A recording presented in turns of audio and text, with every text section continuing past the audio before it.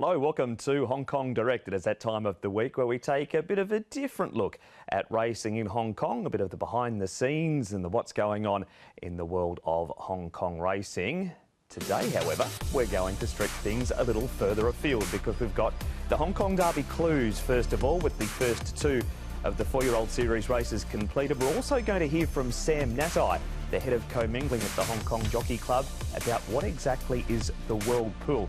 Pertinent time with Super Saturday coming up at Dubai on this Saturday night. So that is all to look forward to. We're going to start though with Nick Child. He's had the magnifying glass out. He's been trying to come up with some clues. We've seen the Classic Cup, we've seen the Classic Mile. What clues did he find leading towards the Derby in 3 weeks' time?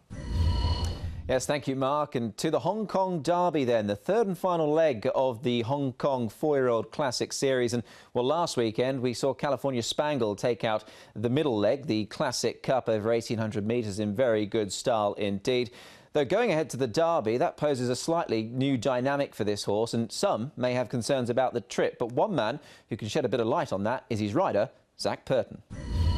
I'm not convinced it's going to be 2,000 metres. I think his trip might be, sprint a miler, but because he's so good and he's racing against his own age group, he's able to stretch out a little bit further.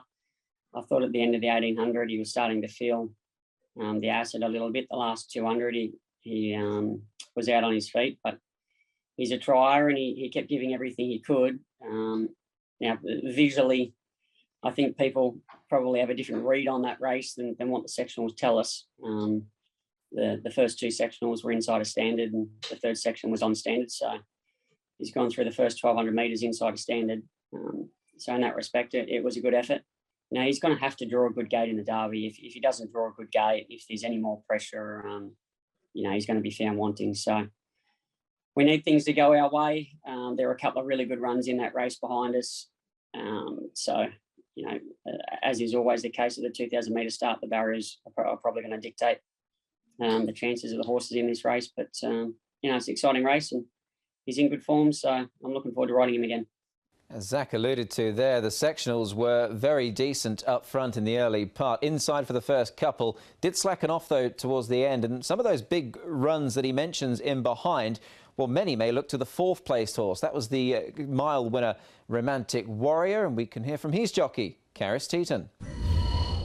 Last time, from death row, we had not much option. He jumped very fast, but I would have felt that I would have had to overuse him to put him in a position where he would be uncomfortable the whole race and maybe not be able to give me the same kick he's always had. And, looking at all his races, the way he's run, he's never been chased for the lead.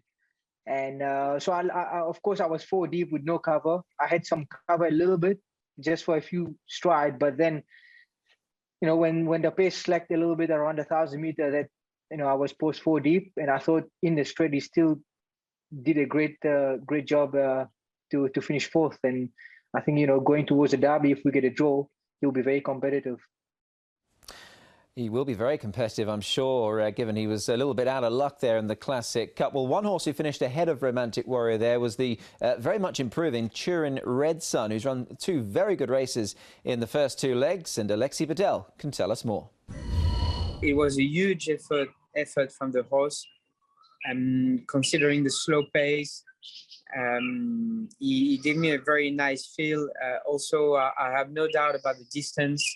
And the horse looks great. He was relaxed, so I'm really looking forward to ride him in the next step. And as I say, his run was huge, and that was a good performance.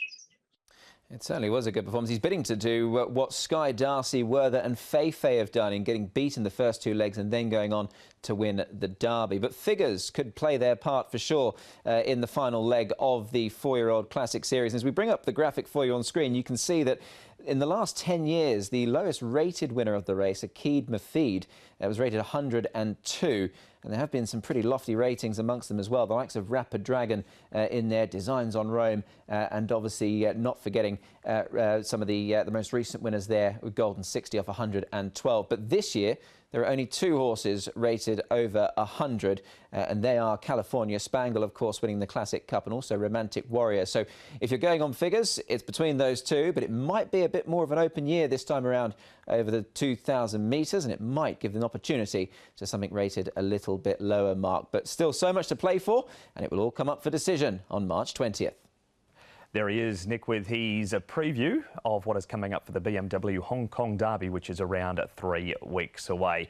Pleased to say now joined on Hong Kong Direct by the head of commingling for the Hong Kong Jockey Club, and that is Sam Nati. Thank you for your time, Sam, in front of a big week of racing coming in from Dubai. Indeed, yeah, thank you, Mark. Thank you for your time. Going to start, because we're no doubt going to hear it, and we have heard it a lot of times during the simulcast that we take here, about the World Pool. Can you just tell us exactly what the World Pool is? Certainly, I think it's really best described as being similar to what we do in Hong Kong with our racing, in so much as the Hong Kong Jockey Club is the host, and we invite our international partners to commingle into those pools. With the World Pool, we basically just take what has traditionally been a simulcast meeting and do the same thing, invite international partners to commingle, including the rights holder, and I think that's the key difference. Whereas in normal circumstances, the rights holder would also host the pool, for the circumstances of the World Pool, it's actually the Hong Kong Jockey Club who is hosting the pool. When we say World Pool, how many countries are we talking betting into it? Yeah, good question, and it does vary depending on where the World Pool is located, but let's use Super Saturday as an example. For Dubai on the weekend, we will have Tabcorp and Rawa in Australia coming into the World Pool. The time zone excludes New Zealand, but in normal cases they would be involved in the World Pool as well. UK Tote, South Africa. There will be somewhere in the vicinity of 70 different partners from the US that will also commingle into the World Pool. Very popular meeting, both Dubai Super Saturday and probably more so the World Pool, the World Cup later in the month. And then we've had another occasion, Singapore PMU, who won't be involved in Super Saturday, but they have been involved in other meetings. And it is somewhat dependent on time zones for these partners as to whether they participate. But in general, we can cover the 6 continents on any one particular meeting. Apart from obviously having massive benefits of getting the Hong Kong population betting into the World Pool because they do love a punt, what is the benefit for the host club to be covered by the WP? Yeah, I mean, there's some tangibles and intangibles with that. The obvious upside is increased turnover, which leads to increased income. The pools are deeper, the liquidity is there, there's more stable dividends, all of those things that are fairly obvious.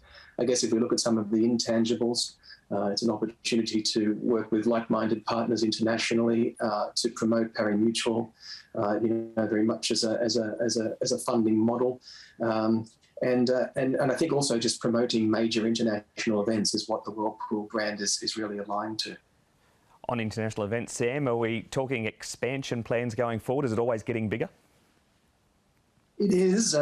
Last year there were just 12 World Pool meetings. This year there will be 19, and the upcoming World Pool meetings include Dubai Super Saturday and then the Dubai World Cup. Then it turns to the UK, where we go to Newmarket, the Oaks and Derby at Epsom, and then into Royal Ascot. We did all of those meetings as well last year, with the exception of the Oaks, which is a one-off this year. We are looking at expansion. We'd love to have a World Pool meeting on an Australian event. There's no secret to that, and we are engaged in conversations with the relevant parties there. So fingers crossed on that, but it is progressing at hopefully a positive outcome. And just finally, Sam, the World Pool focus very much just Dubai at the moment.